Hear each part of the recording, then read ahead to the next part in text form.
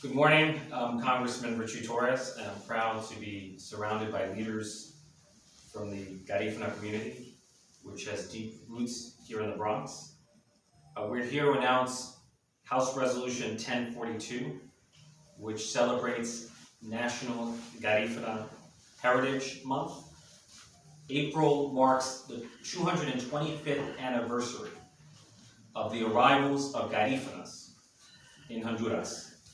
Let that sink in for a moment. 225 years. Garífuna culture dates back 225 years to 1797.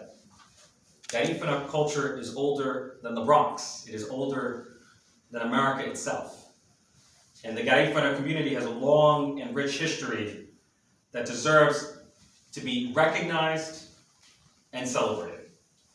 Garífunas are Afro-Latinos, and as Afro-Latinos, Garífunas are descendants of Africans who were captured and then shipped to the Caribbean, to the islands of St. Vincent and Grenadine, before finally arriving in Honduras on April 12, 1797. Now, recognizing the history and heritage of a people, that is not simply a symbolic act. The purpose of public service is to lift up the communities that we represent. But we cannot lift up a community that we cannot see. My soundtrack.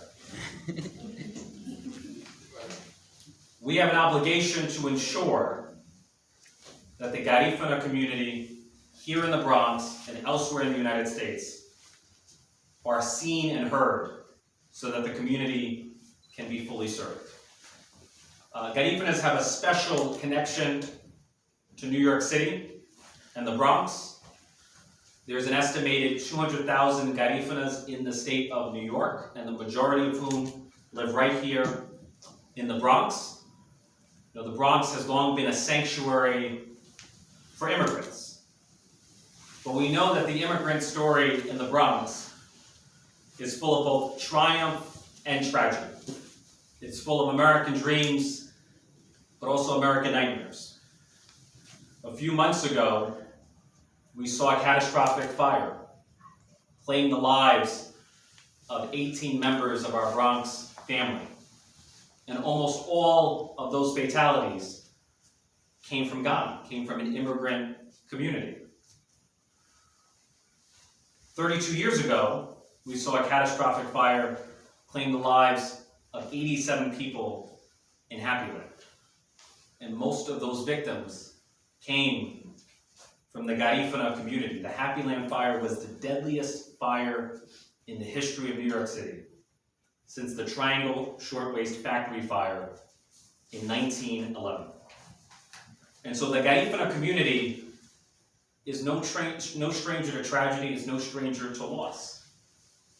But the Garífuna story is the story of the Bronx. It's a story of struggle, but it's also one of striving and overcoming.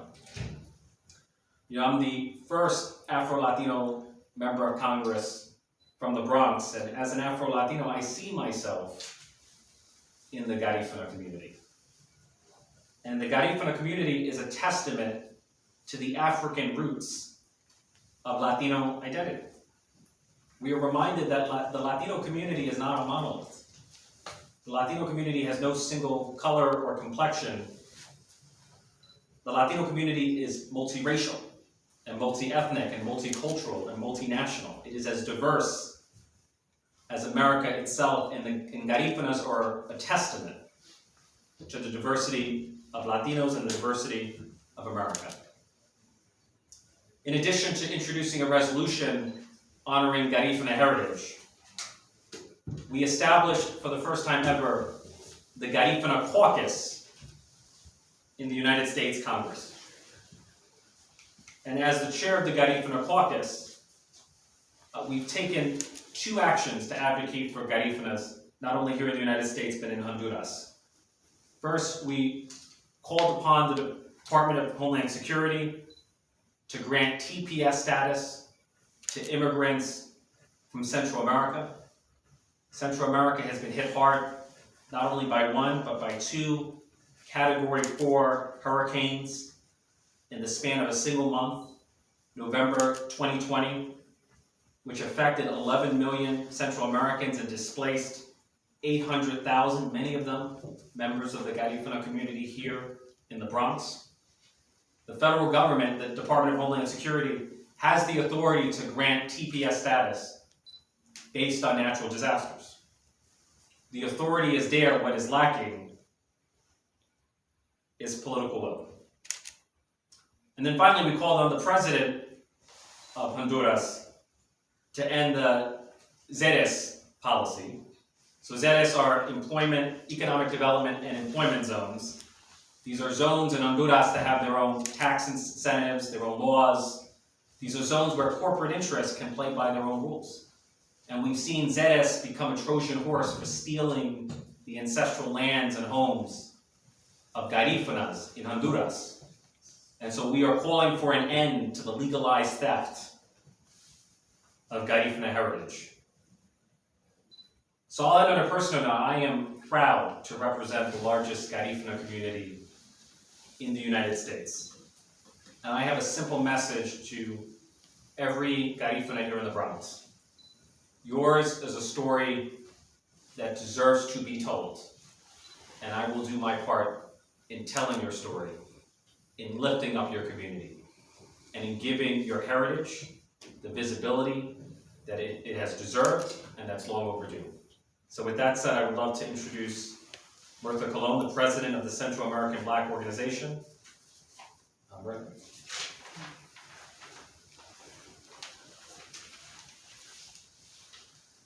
Thank you, Congressman Torres. My name is Mirta Colon.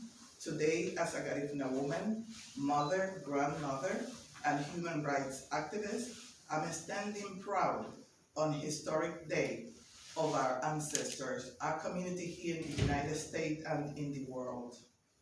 We all are grateful to the Congressman Ritchie Torres to serving as a chair to the Garífuna caucus in the Congress, and his leadership introducing a resolution that recognizes our struggle, our heritage, and contribution to this great nation.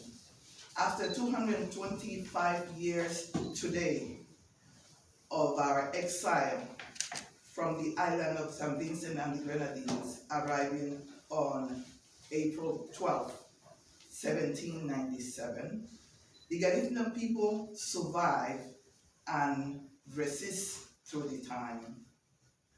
2 centuries later, we have deep roots in Mexico, Belize, Guatemala, Honduras, Nicaragua, England. Since the early 1930s, we have settled in the United States in several states: New York, New Jersey, Massachusetts, Louisiana, Texas, California, you name it. During Census 2020, we helped promoting the inclusion of Afro-Latinos in the census, educating our community to just put Garífuna so that we could be recognized. This particular issue is very important to the city of New York, which is the largest community of Garífuna people in the United States. On March 25th, 1990, we lost 87 people to the Happy Land fire. We have been part of the ups and downs of the city of New York. We had work in the healthcare industry. We have doctors, we have nurses, we have social workers, we have home health aid. We also have lawyers. We also have cops. We work everywhere. So we are embedded in the New York City and United States culture and life. We wanna recognize today all that we have lost to the pandemic. We also want to recognize, not to forget, what we've been through in Central America. Most of our Afro descent and indigenous, migrant, immigrant communities living in uncertain immigration status, and this is due to the violence and the corruption in the region. And so we asking actual administration in designing the TPS humanitarian program for countries, those who are facing crisis in this moment, and we're talking about Honduras and Guatemala. To protect our people, to protect our women, kids, youngsters from running from violence from the region. For this and for much more, thank you, Representative Torres. For your leadership, we look forward to work hand in hand with you. To everyone listening and to everyone here, we feel proud today and happy of honoring the history, of honoring God, of honoring the spirit of our ancestors, because they did not perish. Thank you.